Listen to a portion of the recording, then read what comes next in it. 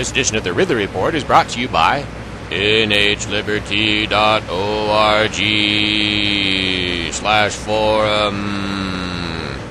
Hello, this is Ron Paul with your weekly report for February 23rd. Are you tired of losing your money?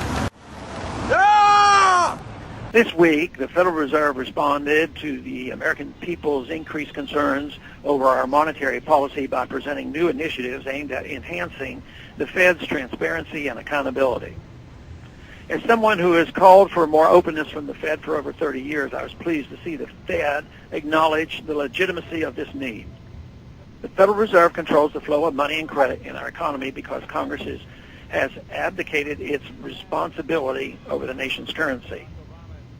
This process, therefore, occurs centrally and almost completely outside the system of checks and balances. Because of legal tender laws, people are left with no real choice except to build their lives and futures around the monopoly currency vulnerable to powerful central bankers. The Founding Fathers intended only gold and silver to be used as currency. However, inch by inch, over the decades, this country has backed away from this important restraint. Our money today has no link whatsoever to gold or silver.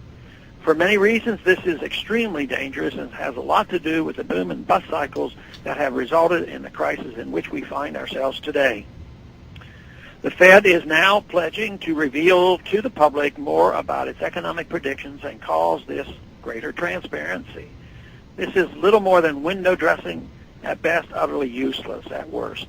Many analysts, especially those familiar with the Austrian School of Economics, saw the current economic crisis coming years ago when the Federal Reserve was still telling the American people their policies were as good as gold. So while it might be nice to know that fantasy-infused outlook the Fed has on the economy, I am much more interested in what they are doing as a result of their faulty, haphazard interpretation of data. For instance, what arrangements do they have with other foreign central banks? What the Fed does on that front could very well affect or undermine foreign policy or even contribute to starting a war. We also need to know the source and destination of funds provided through the Fed's emergency funding facilities. Information such as this will provide a more accurate and complete picture of the true cost of these endless bailouts and spending packages and could very likely affect the decisions being made in Congress. But with so much of the Fed's business cloaked in secrecy, these latest initiatives will not even scratch the surface of the Fed's opaque operations. People are demanding answers and explanations for our economic malaise, and we should settle for nothing less than the whole truth on monetary policy. The first step is to pass legislation I will soon introduce requiring an audit of the Federal Reserve so we can at least get an accurate picture of what is happening with our money. If this audit reveals what I suspect and Congress has finally had enough, they can also pass my legislation to abolish the Federal Reserve and put control of the economy's lifeblood, the currency, back where it constitutionally belongs. If Congress refuses to do these two things, the very least they could do is repeal legal tender laws and allow people to choose a different currency in which to operate.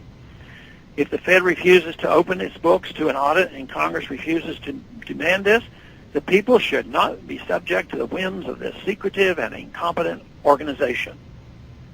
Thanks for calling this update. A new update is placed on this number, 888-322-1414, every Monday morning, the written text of which can be found on my website, www.house.gov/Paul, under the heading Texas Straight Talk.